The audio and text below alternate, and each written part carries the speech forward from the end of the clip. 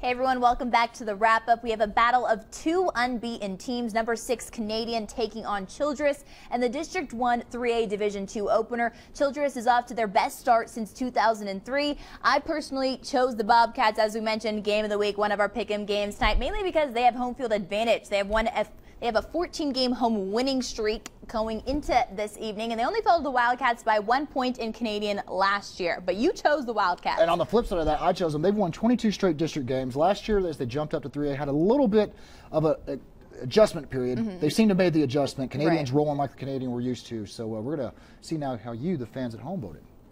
And 79% of you are with me, liking the Wildcats to take down the Bobcats.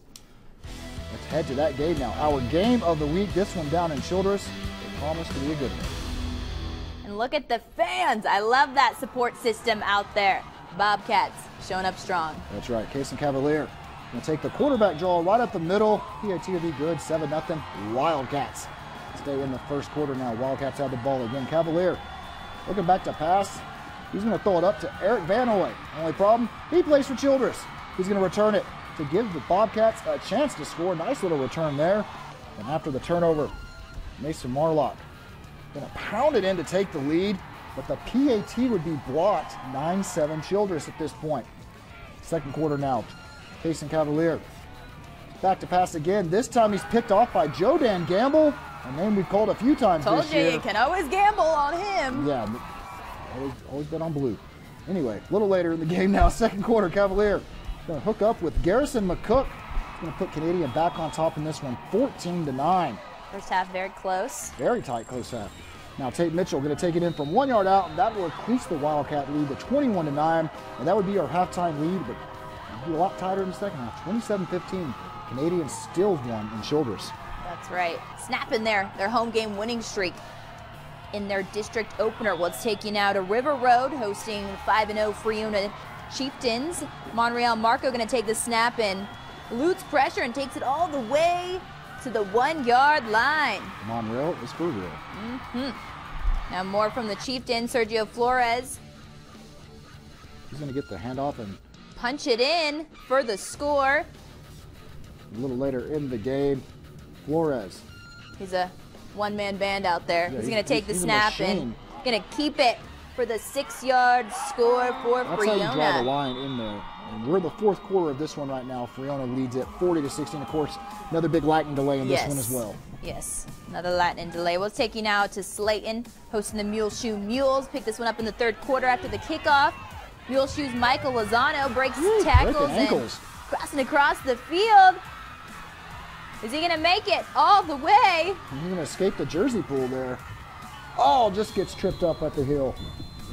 Now, quarterback Luke Del Toro going to keep it, and he's going to flips over there into the end zone.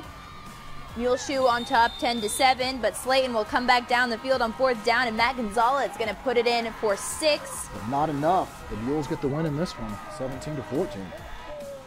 All right, you routed this game. Look at you getting some push-up shots there. I was a little envious. I was like, you guys got some arm strength on me. Well, in the first quarter, Spearman links up 6-0. Reese Shields going to hand it off to Caleb Lopez. He fakes me out, but finds the hole, makes his way in for the score. They would go for 2, but not succeed. And then there'd be a pick 6 later by the Lynx, and this would be on that kickoff. And Shields going to show power in his legs, but landing out there for the return, and the Hornets going to weave in and out. And he cuts back. Nice return. Yeah, to set Highland Park up for this play. Hunter Nichols rolls out, and Ott, yeah, he's just wide open, and he's going to get brought down right at the 5 yard line. The Hornets wouldn't score. It'd be a turnover on downs. Now Lynx possession. Shields going to fumble the snap. He recovers and hands it off to Reed Harrell, who shakes a tackle.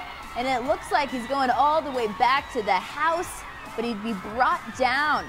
And the first quarter would end. We pick it up on the other side. Shields to his man Harrell, this time for a touchdown pass. That would put Spearman up 24-0, and it'd be all Lynx this evening. After a very long lightning delay, got to give it up to the Lynx fans for staying out there and 170-0 this evening over Yeah, Highland big Park. win for them, so it's a good thing they stuck around. And Highland Park still working on it. That's right. Well, coming up next, we got our 4A block. Only one game. Everyone else was on a bye, but we'll bring you those highlights. Bushland taking on the Perryton Rangers. Don't go anywhere. You're watching the wrap-up.